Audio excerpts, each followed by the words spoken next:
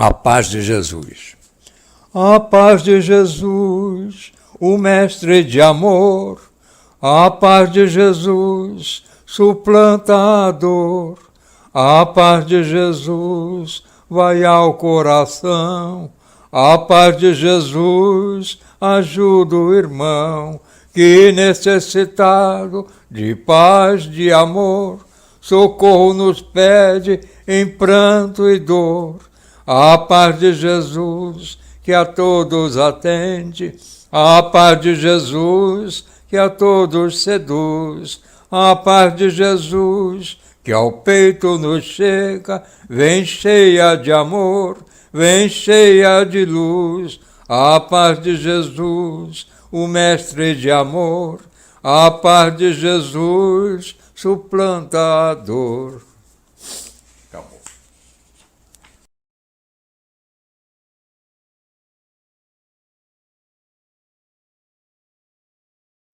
Boa noite, queridos irmãos do Salão Virtual ABBM. É sempre muito bom estar com vocês, mesmo que seja de uma forma virtual. Nós hoje vamos conversar sobre o professor Rivaio, os celtas, Zéfiro e o Espírito da Verdade. Mas antes de começarmos o nosso estudo, nós vamos proceder à leitura da página de abertura. A nossa página de abertura é do livro Vinha de Luz, lição número 7, aos discípulos. Mas nós pregamos a Cristo crucificado, que é escândalo para os judeus e loucura para os gregos. Paulo aos Coríntios, capítulo 1, versículo 23. A vida moderna, com suas realidades brilhantes, vai ensinando às comunidades religiosas do cristianismo que pregar é revelar a grandeza dos princípios de Jesus nas próprias ações diárias. O homem que se internou pelo território estranho dos discursos, sem atos correspondentes à elevação da palavra, expõe-se cada vez mais ao ridículo e à negação. Há muitos séculos prevalece o movimento de filosofias utilitaristas. E ainda agora não escasseiam orientadores que cogitam da construção de palácios egoísticos à base do magnetismo pessoal, e psicólogos que ensinam publicamente a sutil exploração das massas. É nesse quadro obscuro do desenvolvimento intelectual da Terra que os aprendizes do Cristo são expoentes da filosofia edificante, da renúncia e da bondade, revelando que preferiu a crucificação ao pacto com o mal. Novos discípulos, por isso, vão surgindo, além do sacerdócio organizado.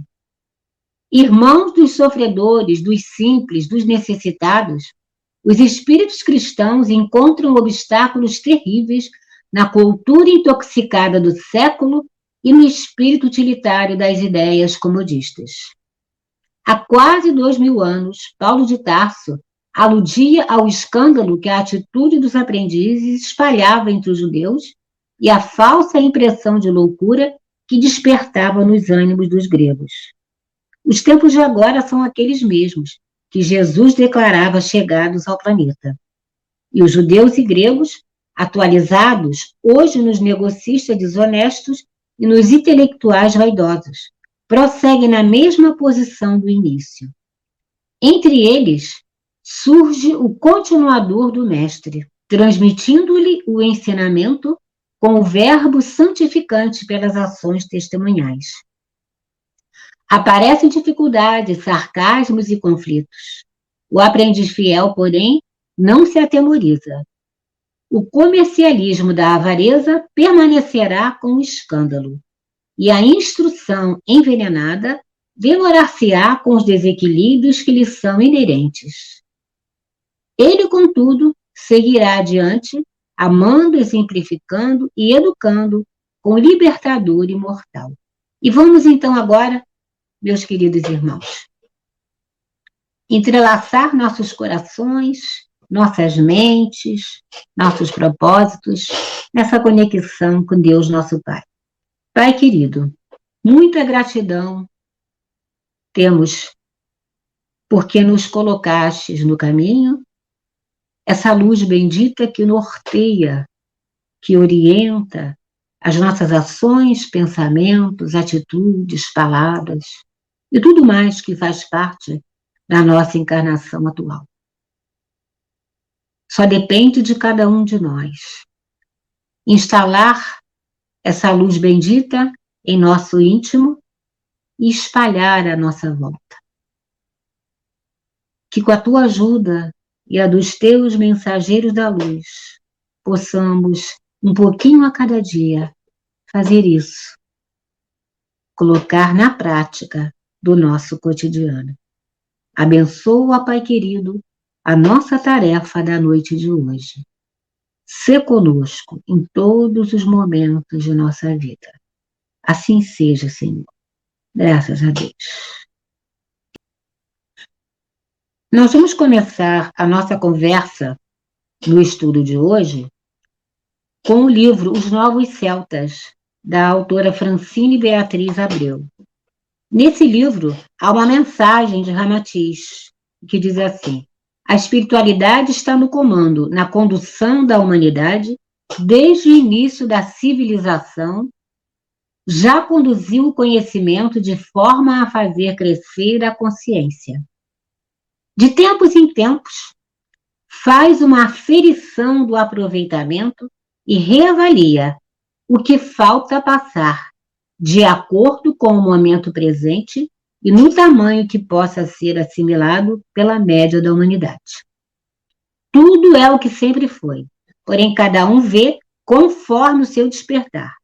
Fazer com que a consciência do ser humano cresça e se ilumine é tarefa dos guias da humanidade, mas o trabalho é de cada um. Há uma orientação do alto, mas o aproveitamento é pessoal.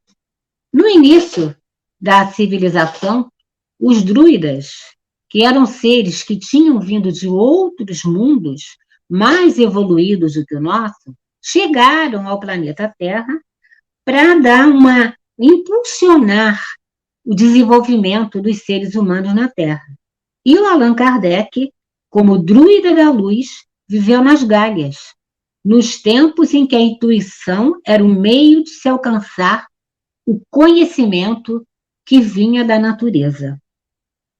Não se sabe muito sobre a sabedoria ancestral dos druidas, porque no começo da humanidade não havia ainda capacidade intelectual, nem havia o despertamento espiritual suficiente para que se entendessem, para que se registrassem isso, porque nós estávamos vivendo um momento de descida do espírito à carne. Era um momento em que nós estávamos interplanos, entre o plano astral e o material. Nós éramos seres mais etéreos. Daí as lendas de silfos, fadas, gnomos, etc. Por causa desse contato com os seres elementais da natureza, os seres da época agiam mais pela intuição, porque o lado esquerdo do cérebro ainda precisava amadurecer para que o raciocínio intelectual se desenvolvesse e a consciência espiritual se expandisse.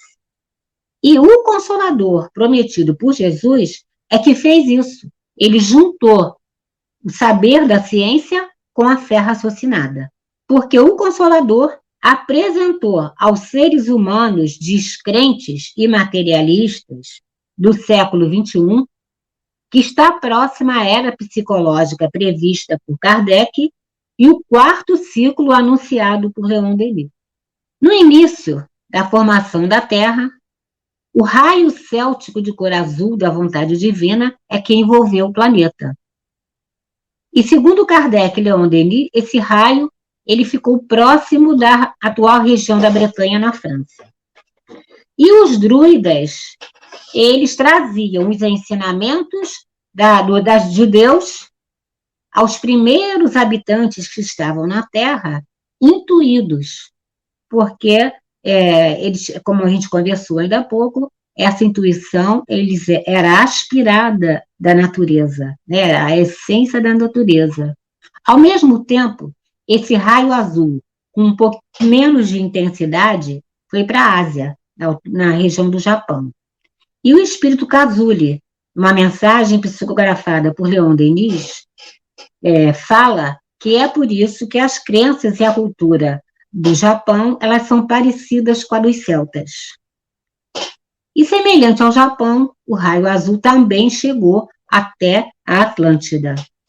E os espíritos rebeldes encarnados que tinham vindo de Capela tiveram a oportunidade de avançar espiritual e cientificamente, mas não conseguiram acompanhar o padrão vibratório do povo atlante e incorreram nos mesmos erros e acabaram levando à queda da Atlântida. Aqueles que conseguiram se sintonizar com o padrão dos Atlantes foram os que se tornaram mestres indianos, os egípcios com as pirâmides, né, o Peru, a Península Ibérica, onde viviam os celtas. O Oriente e a Grécia receberam o raio da sabedoria, que é amarelo dourado, que trazia ensinamentos dos Vedas, de Buda, de Krishna, dentre outros. Depois veio o raio secundário branco, da beleza e da harmonia. Foi aí que surgiram os monumentos egípcios, despertando para o que acontecia, né, além da morte. E há 2.000 anos chegaram ao planeta o raio do amor de cor vermelha magenta e o raio secundário da devoção de cor rosa. E esse raio foi o Evangelho de Jesus, que veio para esse planeta e exemplificou os seus ensinamentos. Não se limitou a falar, ele fez. Então, vamos falar um pouco do povo celta. E aí nós vamos, pelo livro Celtas e o Espiritismo, o autor, o Eugênio Lara, ele diz que os primeiros celtas chegaram à Europa perto do século XIV, na Idade do Bronze. E que pesquisas arqueológicas trazem os registros mais antigos dos celtas do começo do segundo milênio. E a segunda migração dos celtas foi entre os anos 550 a.C., na Segunda Idade do Ferro, quando eles povoaram a Gália, a Península Ibérica, a Grã-Bretanha e a Irlanda. Embora tivessem fama, os celtas não eram um povo bárbaro. Eles eram muito cultos. E a sua literatura era cantada e declamada pelos bardos, que eram os druidas especialistas nas artes. E a palavra celta, ela tem origem na palavra grega keltoi. Os celtas eram excelentes artesãos. Tinham muita habilidade em modelar os metais, como o cobre, o bronze, o ferro, e gostavam muito de usar ouro, prata e pedras preciosas nas suas joias, nas decorações e nas roupas. Na aparência, eles eram homens altos e eram conhecidos como gigantes escandinavos. Tinham cabelos ruivos ou castanho claro, que eles costumavam passar óleo de limão e penteavam o cabelo para trás. E tinham bigodes grossos e costumavam usar uma calça comprida chamada bragas. E usavam túnicas e capas de linho sobre a roupa. Homens e mulheres se vestiam de uma forma semelhante.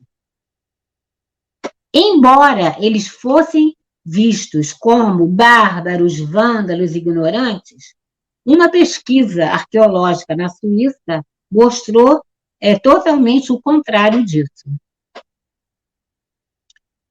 Com relação à mulher celta,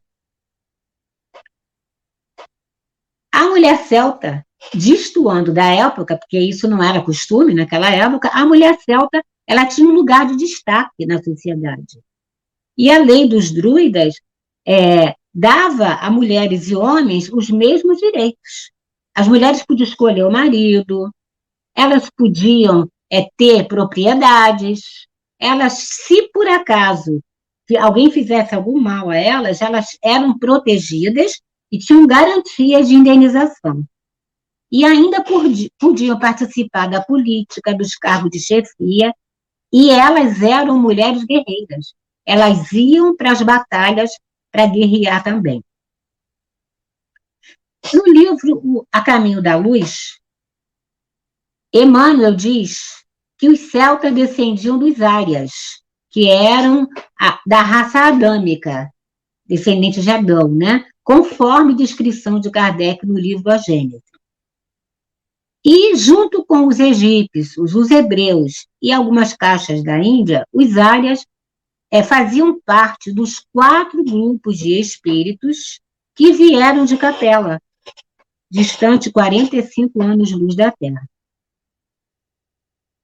E Emmanuel continua falando que eles eram as pessoas mais independentes e arredias, e eram muito revoltados com a vida que eles levavam, porque se sentiam abandonados, nostálgicos, e lá dentro da cabecinha deles, eles queriam voltar ao paraíso, ao mundo que era deles, que era melhor do que estava aqui. Só depois de muitos milênios é que esses espíritos, né, que eram os celtas da época, se voltaram para a natureza, para a força dos carvalhos sagrados. E aí eles retomaram o contato mais próximo com Deus. A maior qualidade dos celtas é que eles eram acolhedores. Eles acolhiam todos os povos que passavam pelo caminho deles sem problema nenhum. Eles eram um povo guerreiro, destemido, e era famoso por sua coragem. E eles usavam espadas enormes e lanças nas batalhas. Não tinham medo da morte nem dos ferimentos, porque eles acreditavam na imortalidade da alma e na reencarnação. Os guerreiros mais temidos entre eles eram os gauleses, que eram conhecidos por sua bravura. E essa bravura deu muito trabalho para Júlio César para conquistá-los.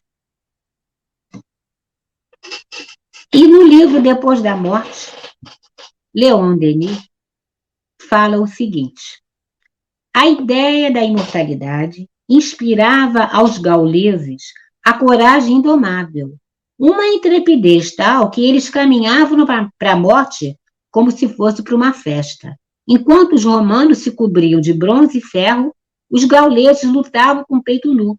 Eles não se importavam com o corpo dos guerreiros mortos, porque eles consideravam que eram invólucros gastos. E eles iam para as batalhas, o objetivo principal deles não era ganhar aquela guerra. Eles estavam buscando alguma coisa que estava acima deles, uma coisa superior. E no livro Uma Luz sobre Avalon, diz que essa busca eterna deles se reflete nas lendas célticas, das brumas de Avalon, do Santo Graal, da fábula de Tristão e Isolda. E as suas festas eram grandiosas. E os costumes deles, né, eram considerados pagãos e tal, mas muitos foram incorporados ao cristianismo. Foi de lá que veio o dia de Todos os Santos, o dia de Finados, a festa do Halloween, as festas juninas, que era para homenagear São João, comemorando a chegada do solstício de verão. E a língua dos celtas? A linguagem deles era de origem indo-europeia. E a gente comentou que quase não havia registro escrito, que a maior parte era oral. Então, a escrita só era usada na contabilidade, na inscrição de moedas e em alguns rituais.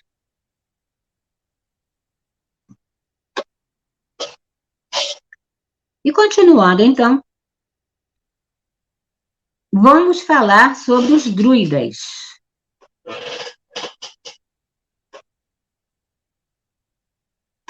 E voltando ao livro Os Celtas e o Espiritismo, que ele cita o livro O Gênio Céltico e o Mundo Invisível, ele diz que a origem dos druidas remonta à noite dos tempos, à aurora da raça branca.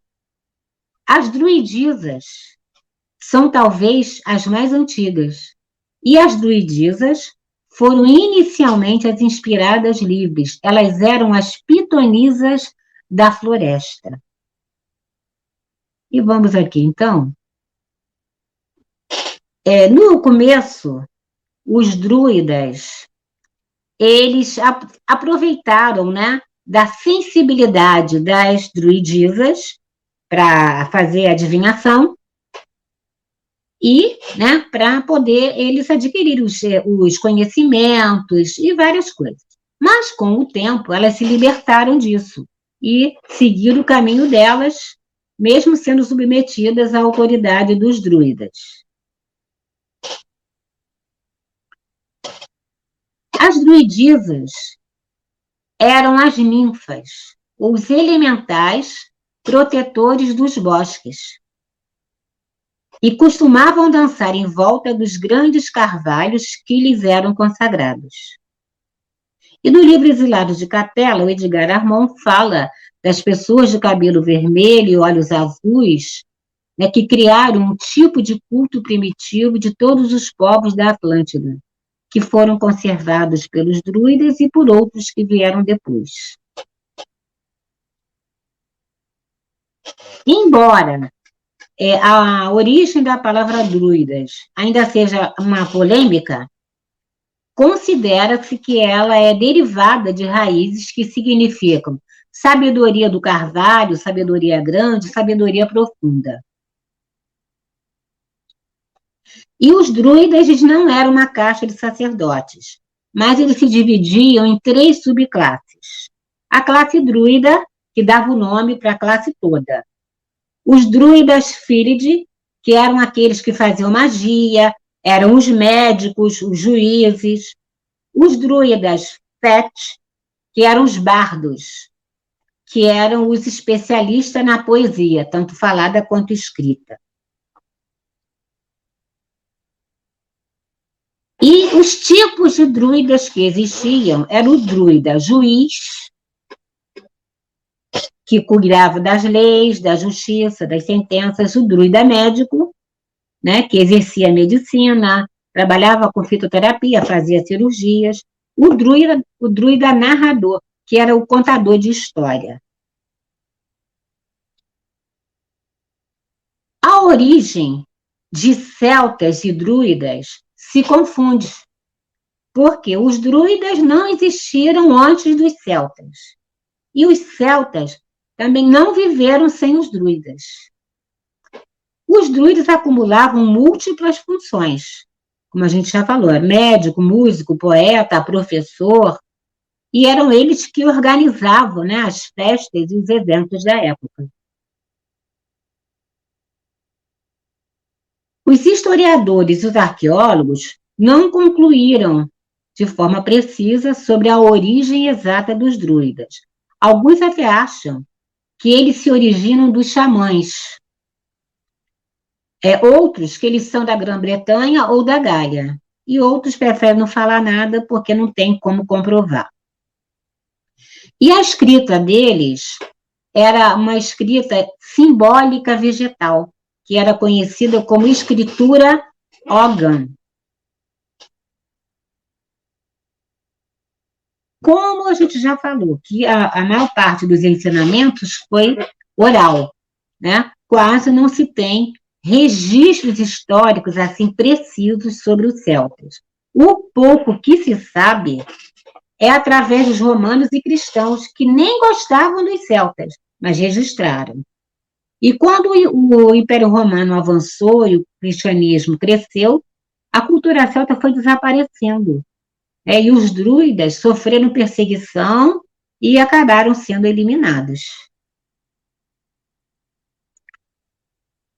Voltando ao livro Os Celtas e o Espiritismo, ele estabelece, né, um paralelo entre a religião celta e a doutrina espírita. O que tem a ver uma com a outra? O autor diz que a filosofia celta e a filosofia espírita, elas são muito parecidas, porque o conhecimento dos celtas vinha da natureza, pela inspiração espiritual, pela mediunidade deles. E os celtas acreditavam na reencarnação e na evolução em que se passava por 3 círculos evolutivos. Então, os 3 círculos, vamos lá, os círculos das existências. Era o Abrede, que era o círculo da materialidade, da vida física. Na doutrina espírita, são os espíritos ainda imperfeitos. O Gwynved, que era um nível superior, né, ao anterior, onde já não era preciso reencarnar. Na doutrina espírita, é a categoria dos espíritos puros. O Kelgant, só Deus é que pode ficar nessa categoria. Nenhuma outra criatura atinge esse nível aí. E tem mais um outro que nós vamos ver a seguir. Além desses níveis, existe o Atman. O Atman é o princípio de tudo. É a formação do ser desde o átomo. É o outro mundo, que não é esse aqui. E eles não acreditavam em céu e inferno. Eles também acreditavam na pluralidade dos mundos, que a Terra não era o único planeta e nem era o centro do universo, e que ela girava em torno do Sol.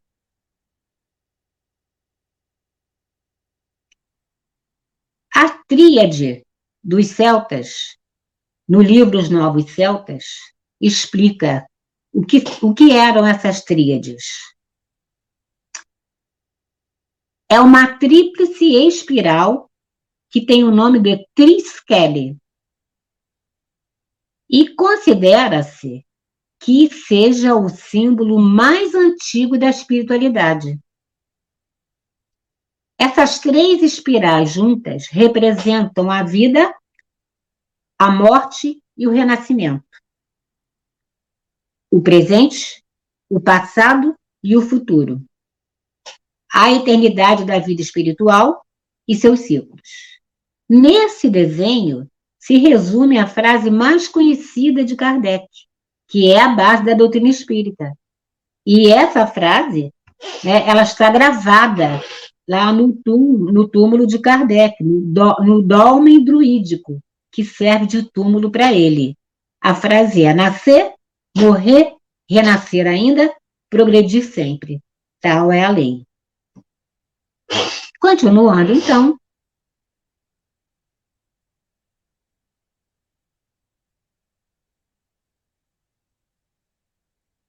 O pensamento celta se resume nas tríades ou bardas.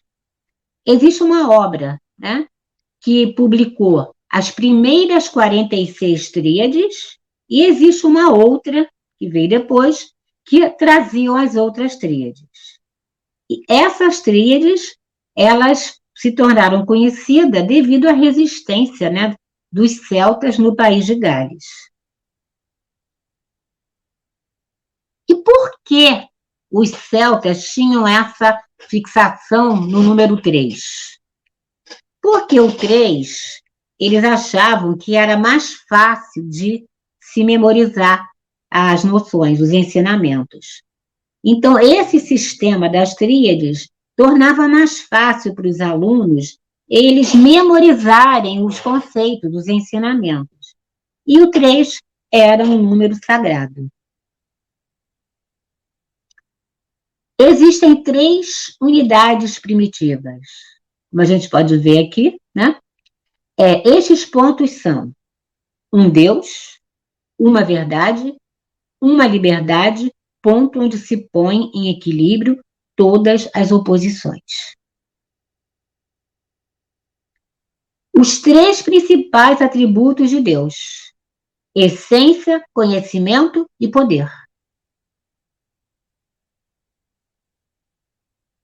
Existem 3 coisas inevitáveis dentro da vida: 3 necessidades às quais nenhuma existência escapa. Elas são a inevitável gênese dentro do círculo de Anua, o outro mundo, né? A inevitável viagem dentro do círculo de Abrad, o inevitável acesso final para dentro do círculo de Gwynedd. Sem passar por esses 3 estágios, ninguém poderia existir. Só Deus. Deus pode tudo. Vamos ver eu continuando aqui. Então, esses conceitos dos celtas são semelhantes aos conceitos da doutrina espírita, do que está no Livro dos Espíritos. Quando o homem está encarnado, né, ele tem uma certa liberdade, não é total. E pode, né, ele tem liberdade para escolher o que ele quer fazer, que caminho quer trilhar. Dentro da humanidade, o ser possui 3 privilégios. Poder discernir entre o bem e o mal, daí a possibilidade da comparação. A liberdade de escolha, daí o livre-arbítrio, o julgamento e a preferência por um ou pelo outro. O começo do poder realizador, podendo fazer aquilo que escolheu de livre e espontânea vontade. Então, a ética dos celtas, ela também se fundamenta no livre-arbítrio. Então, por isso, tem características que são semelhantes aos conceitos kardecistas. Nós já ouvimos, né, falar várias vezes do espírito Zéfiro. Então, vamos conhecer um pouquinho mais. Uma das reencarnações mais reconhecida do professor Rivail é a do druida Allan Kardec. E no livro O Livro dos Espíritos, Sua Tradição Histórica e Lendária, o Canuto Abreu, ele fala sobre essa encarnação nesse livro. Então, como é que foi, né? Como é que o espírito Zéfiro apareceu lá na família Baudin? Na época, existiam reuniões, né, na sociedade francesa, reuniões em que os espíritos se manifestavam. E a família Baudin morava na Ilha Reunião, que era uma parte da França. E foi lá que eles conheceram o espírito Zéfiro. Após algumas reuniões, o Zéfiro falou para a família que a família ia para Paris e que lá ele, Zéfiro, reencontraria um velho amigo do tempo em que tinham sido druidas juntos.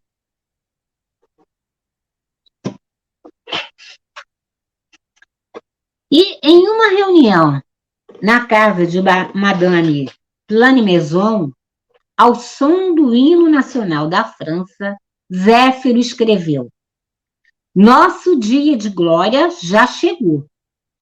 Vamos ter, finalmente, o convívio com o nosso velho chefe druídico, que eu disse que iria encontrar em Paris. Sim, ele mesmo em pessoa. E o Zéfiro soletrou: Allan Kardec. Embora o Zéfiro fosse um espírito bom, ele tinha o hábito de brincar com as pessoas, ele gostava de fazer brincadeiras. Então, no dia que Kardec chegou para participar da reunião, ele e a esposa, ele foi recebido pelo Zéfiro com a saudação: Salve, caro pontífice, 3 vezes salve. Só que o professor Rivail já tinha sido avisado, né, que o Zéfiro gostava de brincar. Então, o Rivail respondeu assim também: Minha bênção apostólica, prezado filho. Brincando também. Aí o Zéfiro explicou para ele e para todos que tinha feito aquela saudação para ele porque O professor Rivaio tinha sido um chefe druídico celta na época do imperador romano Júlio César. Vamos lá.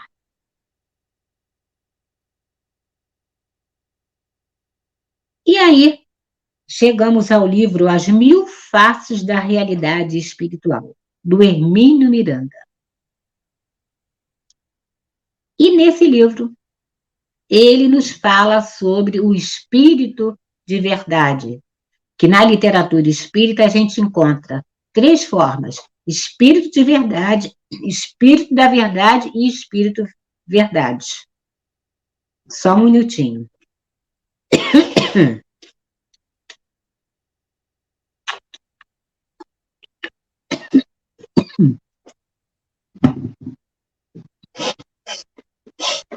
Em uma reunião na casa da senhora Boudin, Kardec perguntou para o Zéfiro se ele também tinha um guia espiritual no mundo dos espíritos.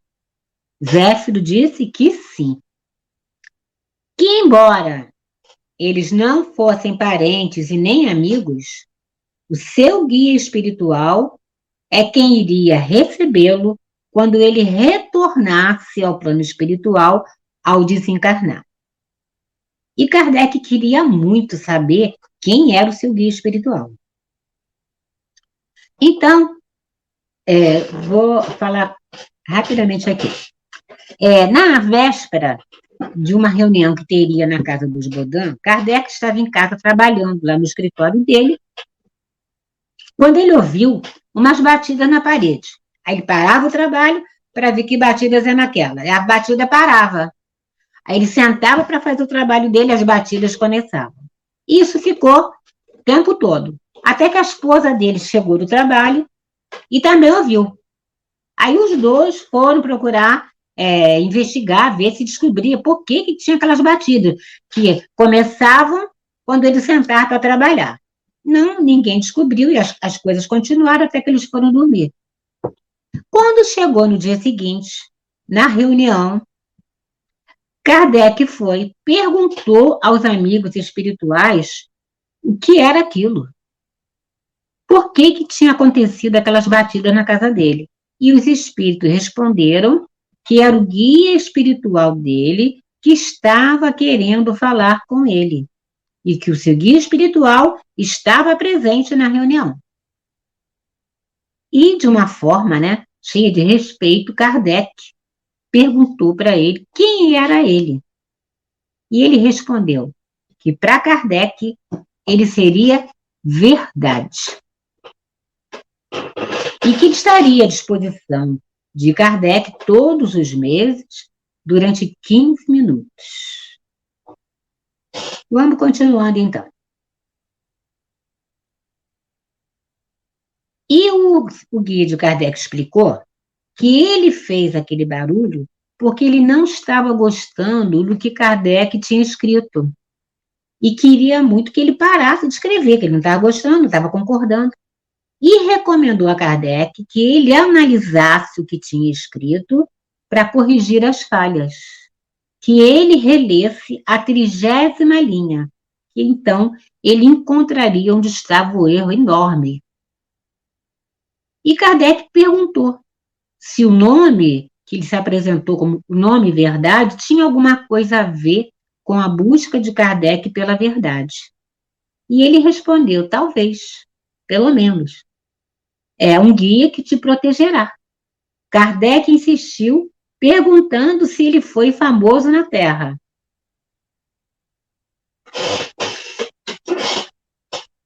Aí, nesse slide aqui, ele respondeu com firmeza para o Kardec. Para ele, para Kardec, ele seria a verdade. E que a verdade, naquele caso, era descrição. Que ele não ia falar mais nada sobre o assunto.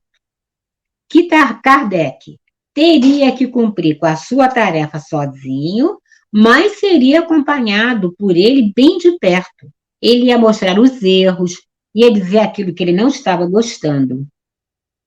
E ele demonstrava que era um espírito elevado.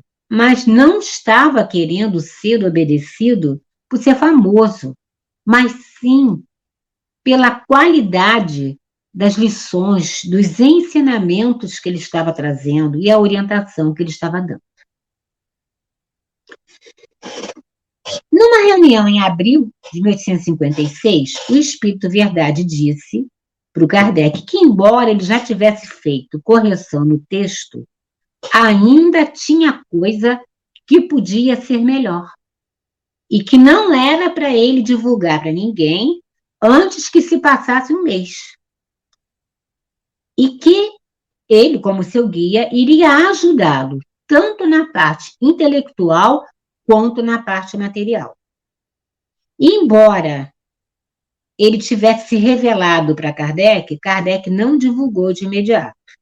Mas não restam dúvidas sobre o seu grau de elevação, porque uma legião de espíritos de luz trabalharam com ele o tempo todo, né, naquela renovação moral e espiritual da humanidade. E mais adiante, numa outra reunião no mesmo ano, na casa do senhor Rustam, o professor Rivali teve, ali é que a ficha dele caiu, que a tarefa dele era de uma envergadura que ele não tinha ideia. E o Espírito disse para ele que ele era o obreiro que estava reconstruindo o que tinha sido demolido. E uma semana depois, o Espírito Hahnemann reforçou essa ideia, dizendo que cabia a Kardec cumprir com seu sonho antigo. Mais adiante, o Espírito Verdade confirmou sobre a sua missão.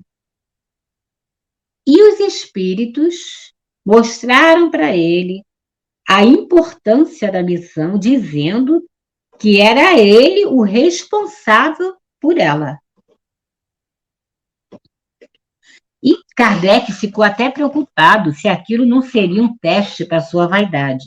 Mas o Espírito Verdade confirmou para ele: confirmo o que te foi dito, mas recomendo que você seja discreto, se quiser se sair bem. Você tanto pode triunfar quanto falir. Não fale da sua missão para ninguém ainda, porque ela ainda não está pronta. Né? A obra não estava realizada, então estava inacabada ainda.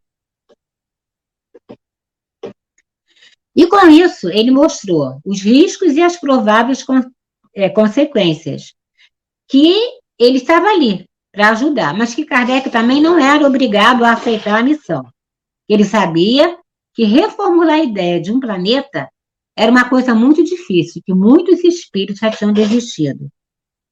E que publicar 1 ou 10 livros não era o suficiente. Era necessário que Kardec assumisse publicamente a sua posição. Ele tinha que ser firme e corajoso quando as dificuldades chegassem. Que ele fosse inteligente, mas humilde e modesto diante de Deus.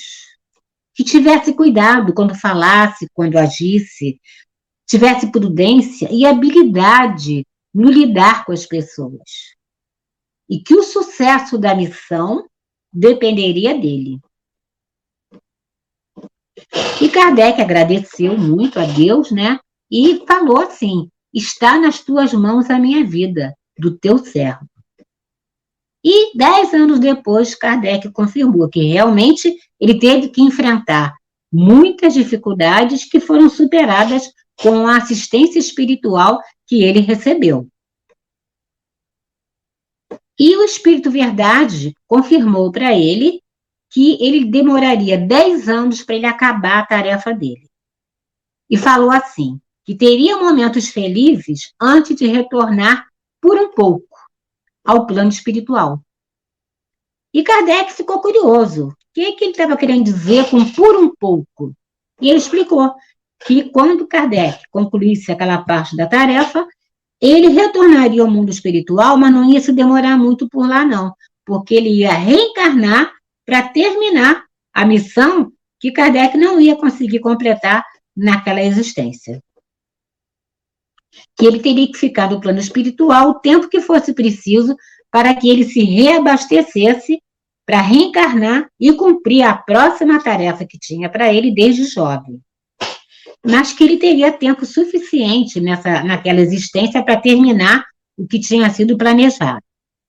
E Kardec não divulgou tudo que conversou com o seu guia espiritual, mas ele percebeu que era de uma elevação imensa, porque ele sempre se apresentava da mesma forma, com autoridade, com segurança.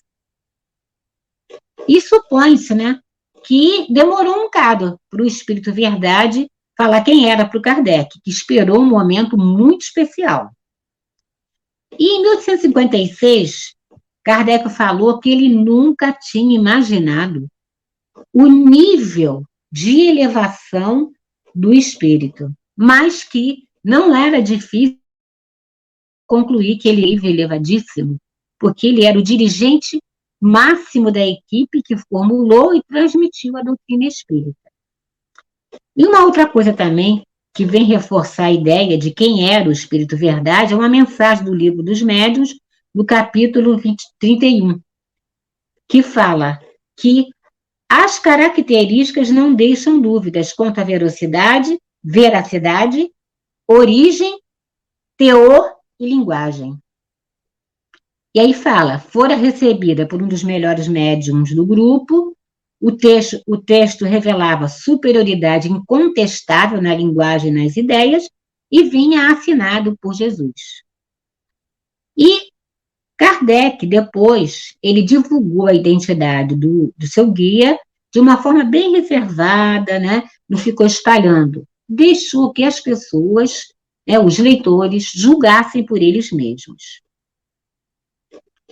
E na publicação do Evangelho, na primeira edição da publicação do Evangelho, ele incluiu a mensagem do Livro dos Médiuns, já com a assinatura do Espírito Verdade, no capítulo 6 do Evangelho, o Cristo Consolador, que é aquele que começa, Espíritas, amai-vos, este é o primeiro ensinamento, instruí-vos, este é o segundo. E por isso, ninguém tem dúvida de que entre os anos 1861 e 1863, Kardec soube de verdade que o seu guia espiritual, que se apresentou para ele como Espírito Verdade, era Jesus. E há outras mensagens no Evangelho, no capítulo 6, né, ele fala, vem como outrora aos transviados filhos de Israel, o Espiritismo como fez antigamente a minha palavra. E depois, em 1861, em Paris, também no Evangelho, estou convosco e meu apóstolo vos instrui.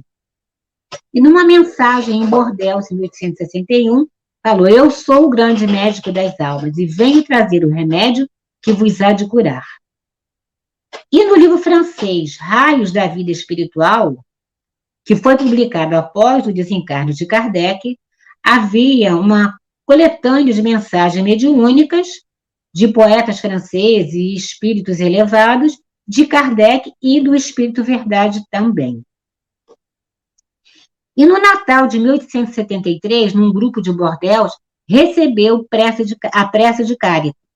E no Natal de 1874, veio uma mensagem do Espírito Verdade. Eu não vou ler ela toda, não, vou ler um pedaço aqui. Qual o país que nesta noite meu nome não seja pronunciado? Por toda parte onde se encontram corações sinceros, envie um raio de luz. Mas como outrora, não manifestarei a minha presença entre o incenso, o ouro e as flores. Como outrora, não escolho um palácio, mas uma humilde manjedoura, berço de devotamento e de amor, asilo de felicidade. E na Sexta-feira Santa, em 1873, veio uma mensagem mediúnica do Espírito Verdade. Filhos, por toda parte nesta noite, glorifica-se a morte do Cristo. Por toda parte o engano. Pois não é a sua morte que vos resgatou, é a sua vida. E numa outra reunião mediúnica, o Espírito Melancton falou que se deveria homenagear o Espírito Verdade, porque era um Espírito grande, perfeito, que nunca se desviou do caminho da virtude. E na Revista Espírita de 1864, o espírito de Hahnemann falou que a obsessão, né, seria amenizada quando melhorasse a conduta, que cada um procurasse adquirir o direito que o espírito de verdade que dirige este globo conferirá quando for merecido.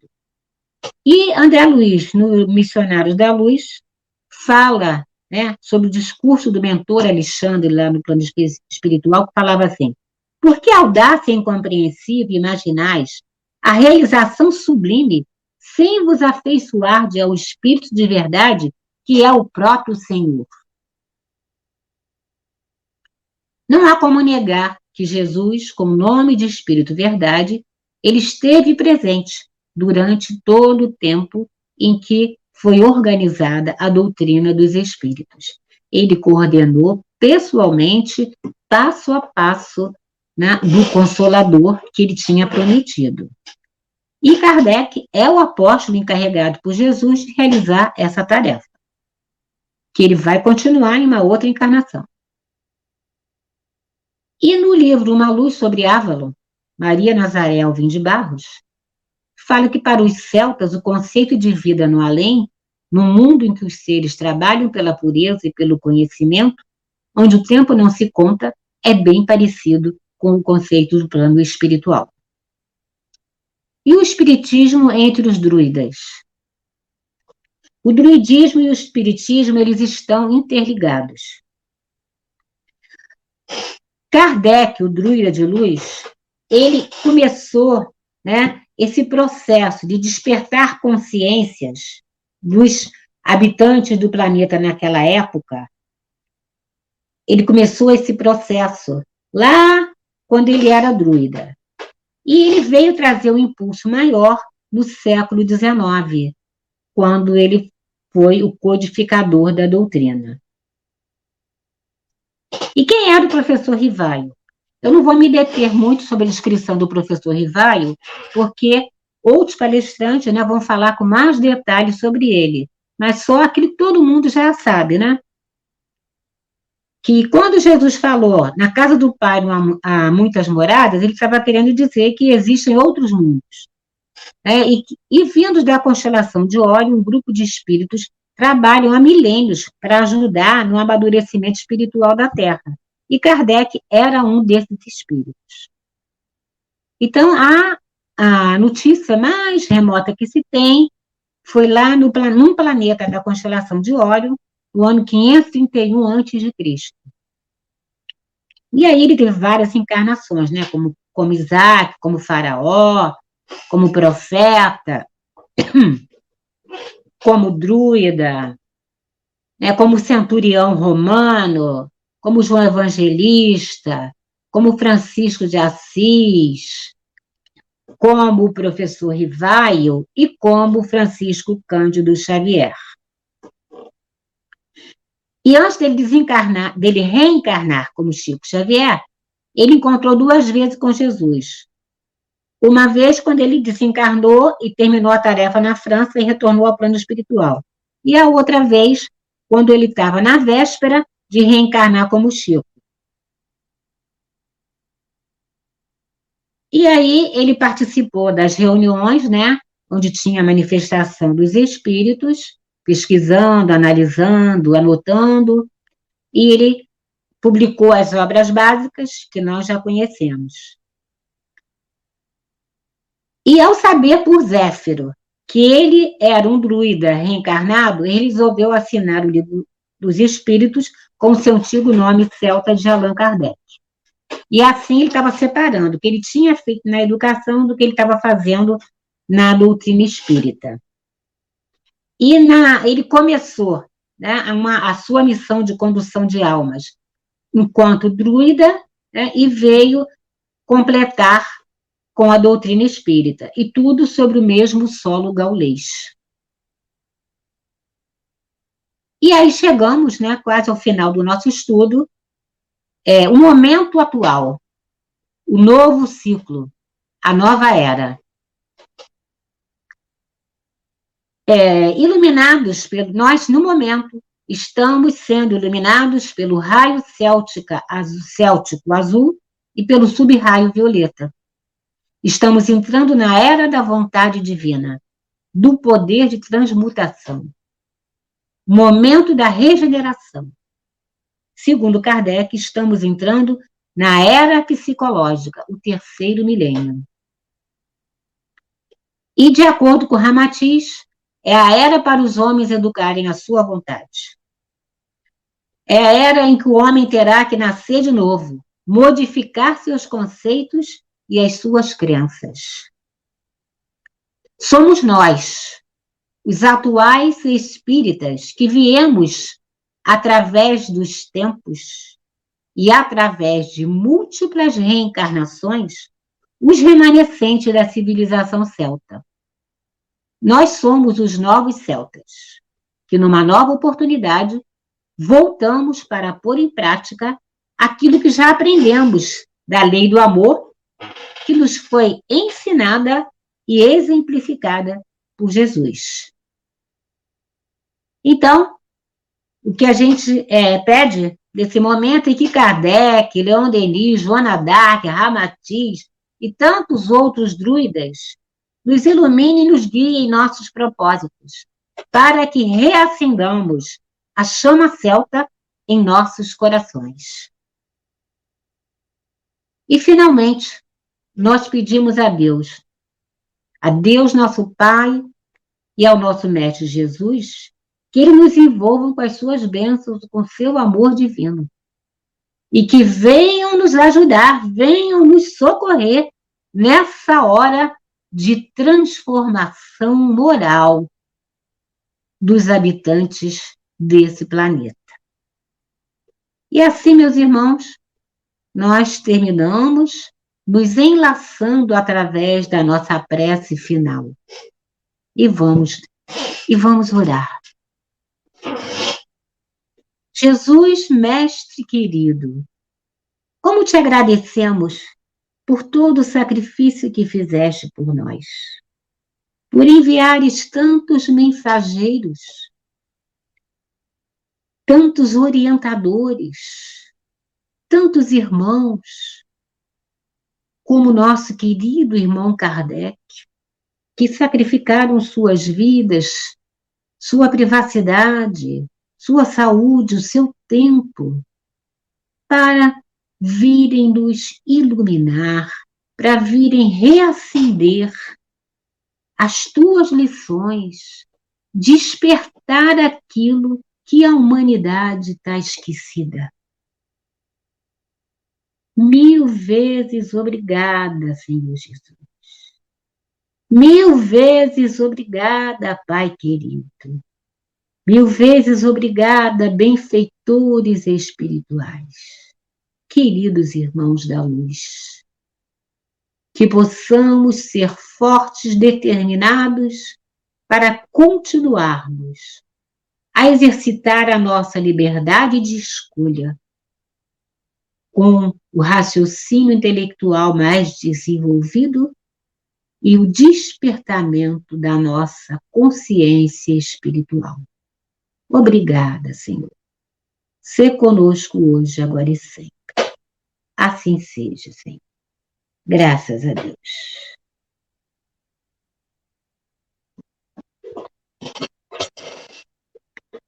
Até a próxima, meus irmãos queridos. Um beijo no coração de todos. Aproveitando a oportunidade, meus irmãos, quero falar para vocês curtirem os vídeos do nosso canal BBM TV, com todo esse material feito com tanto carinho e amor para todos nós prosseguirmos na nossa busca por mais conhecimento, para a gente chegar um dia, colocar isso daí em prática. Vamos lá, curtam bastante o nosso canal. Compartilhem, divulguem para todo mundo. Ok?